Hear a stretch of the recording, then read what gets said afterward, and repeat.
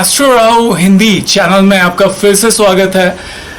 आज के एपिसोड में हम ये देखेंगे कि मिथुन लग्न के कुंडली में दूसरे घर का स्वामी चंद्र जब 9वें घर में कुंभ राशि में आता है तो क्या होता है।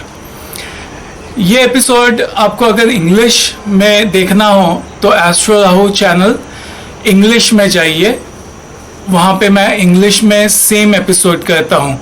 और अगर आपको आयुर्वेदिक जड़ी बूटियों के पहचान और फ़ायदों में रुचि है तो आप मेरा एक और हेल्थ चैनल है उसको भी आप सब्सक्राइब कर सकते हैं। तो आगे बढ़ते हैं। मिथुन लग्न के कुंडली में दूसरे घर का स्वामी चंद्रमा जब 9वें घर में कुंभ राशि में आता है, ये अगर प्लेसमेंट आप अगर ढूंढो यूट्यूब पे, इंटरनेट पे कि ऐसे में क्या होता है, तो आपको बहुत सारे वीडियोस मिलेंगे और बहुत सारे वीडियोस ऐसी उड़ती उड़ती ब्रीफ जानकारी आपको देंगे। मैंने काफ़ी साल एस्ट्रोलॉजी में रिसर्च किया है और इस प्लेसमेंट को लेकर के मैंने बहुत ही इंटरेस्टिंग कुछ फैक्ट्स पाए हैं जो रहस्य मैं इस एपिसोड में जिनका खुलासा करने वाला हूं, तो बने रहिए। शुरू करते हैं। इस प्लेसमेंट में मैंने खास करके ये देखा है कि दूसरे घर से वंश देखा जाता है, इंसान का फैमिली लिनिएज वंश देखा जाता है। ये वंश किसी न किसी तरह से कट जाता है। अब इसकी जो इंटेंसिटी है वो कम हो सकती है या ज़्यादा हो सकती है। ये उसके कारण बहुत ज़्यादा आदमी के जीवन में उथल पुथल आती है या थोड़ा सा ही फर्क पड़ता है। ये पूरे कुंडली के ग्रहों पर आधारित है। चंद्र यहाँ पे अपनी जगह से 8वें स्थान पर स्थित है। अगर आप दूसरे घर से 9वां घर देखें तो वो 8वां स्थान है। और चंद्र कुंभ राशि में भी स्थित है। कुंभ राशि वृश्चिक राशि की तरह ही एक ट्रांसफॉर्मेटिव राशि है। तो ये भी एक कारण है क्यों ये प्लेसमेंट एक संगीन प्लेसमेंट है। अब इसमें जो वंश है वो किस तरह से टूटता है वो मैं आपको इसके एग्जाम्पल देता हूँ। जिस किसी के कुंडली में ये प्लेसमेंट हो, इसमें बहुत सारे पॉसिबिलिटीज़ होते हैं। मैं मसलन आपको बताऊं, ऐसा भी हो सकता है कि जिसके कुंडली में ये प्लेसमेंट है उसकी माँ का स्वभाव कुछ इस तरह का हो कि वो अपने संबंधियों को ज़्यादा इम्पोर्टेंस देती हो और अपने हस्बैंड के संबंधियों को कम इम्पोर्टेंस देती हो, या फिर अपने हस्बैंड के संबंधियों से उसकी बनती ना हो, सास ससुर के साथ और हस्बैंड के भाई बहनों के साथ उसकी बनती ना हो। ऐसा भी मैंने देखा है। और इसके कारण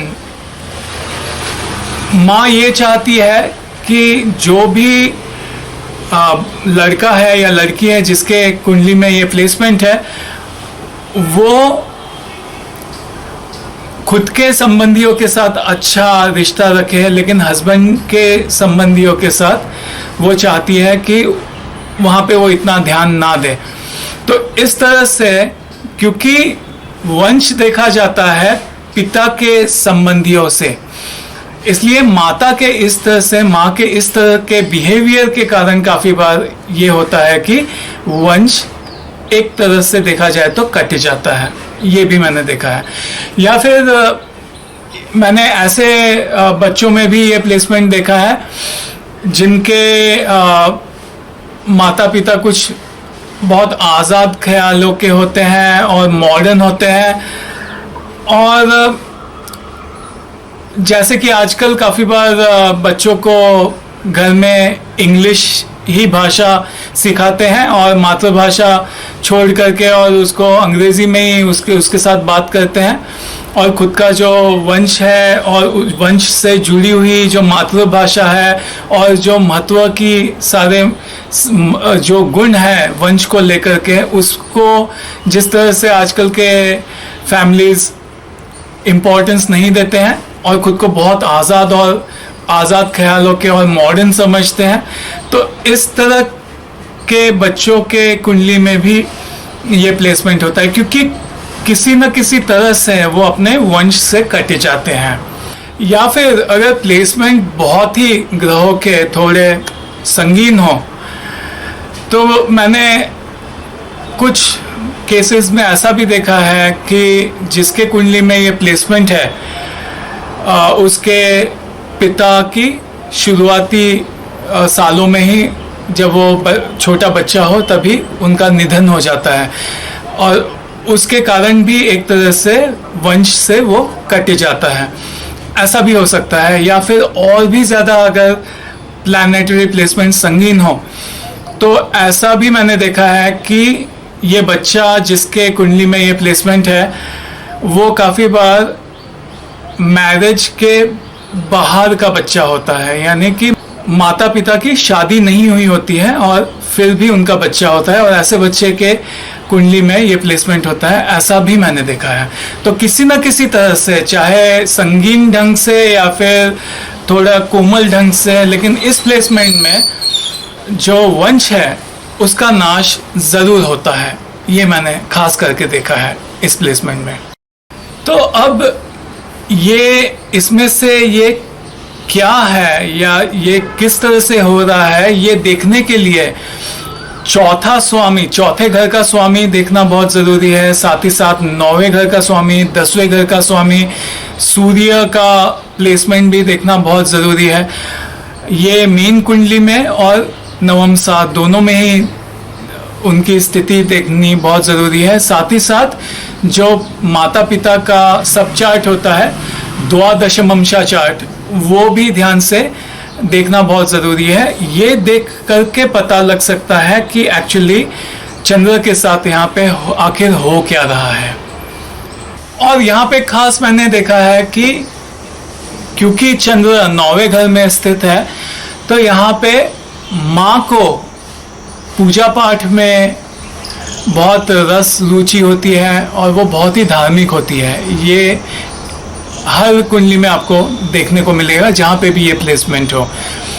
इसके अलावा जिस बच्चे के कुंडली में ये प्लेसमेंट है, उसका अपने माँ के साथ बहुत ही अच्छा रिश्ता होता है, और ये रिश्ता काफ़ी बार किसी भाई बहन के रिश्ते जैसा होता है। वो आपस में मजाक मस्ती करते हैं, और काफ़ी बार जैसे हम अपने भाई या बहन को कुछ प्राइवेट प्रश्न भी पूछ सकते हैं, उस तरह से ये काफ़ी बार ऐसे प्राइवेट प्रश्न भी पूछता है। मैंने देखा है कि फिर माता जवाब दे या ना दे, लेकिन बहुत हल्का फुल्का और बहुत ही अच्छा प्रेम भरा यहाँ पे रिश्ता होता है माँ के साथ बच्चे का।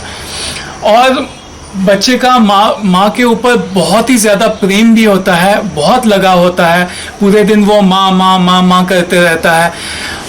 और अगर आप माँ हो और आपके बच्चे के कुंडली में अगर ये प्लेसमेंट है, तो मैं आपको एक खास ताकीद देना चाहूँगा कि यहाँ पे बच्चा एक तो माँ के साथ बहुत ही क्लोजली जुड़ा हुआ होता है, उसे माँ से बहुत प्रेम होता है, माँ के बगैर रह नहीं सकता है, और यहाँ पे वो अपने माँ को अपने गुरु जैसा देखता है। तो ये यहाँ पे माँ का बहुत ही ये फ़र्ज़ बन जाता है कि वो खास करके ध्यान दे कि वो उसका आचरण क्या है, क्योंकि यहाँ पे बच्चा माँ को बहुत करीब से 24 घंटे देख रहा होता है और उससे सीख रहा होता है। एक गुरु जैसा मानता है वो माँ को। तो अगर माँ का आचरण गलत हो, तो फिर बच्चे का भी आचरण और चरित्र गलत हो जाएगा यहाँ पे। इसलिए ये पॉइंट यहाँ पे बहुत ही महत्व का है। और भी एक पॉइंट यहाँ पे बहुत ही ज़रूरी है कि यहाँ पे चंद्र कुंभ राशि में है 9वें घर में। तो कुंभ राशि जो है वो वृश्चिक राशि जैसे जैसे मैंने बताया बहुत ही ट्रांसफॉर्मेटिव है। कुंभ राशि में आपको इस पार या उस पार का आपको रिजल्ट मिलता है।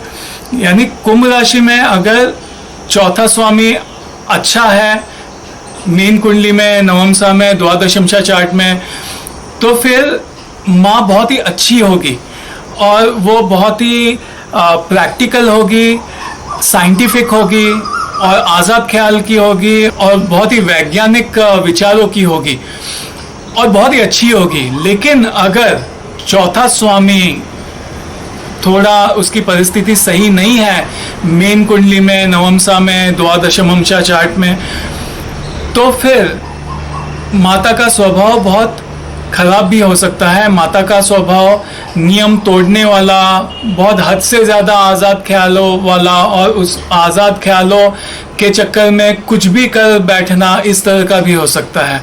तो ये भी इसलिए बहुत ध्यान से कुंडली को देखना बहुत ज़रूरी है अगर ये प्लेसमेंट है तो अगर आपको ये वीडियो पसंद आया तो इसे लाइक कीजिए और अगर आपने अभी तक एस्ट्रो राहु हिंदी चैनल को सब्सक्राइब नहीं किया है तो सब्सक्राइब कर लीजिए और अगले एपिसोड तक विशाल साठे को दीजिए इजाज़त। बाय।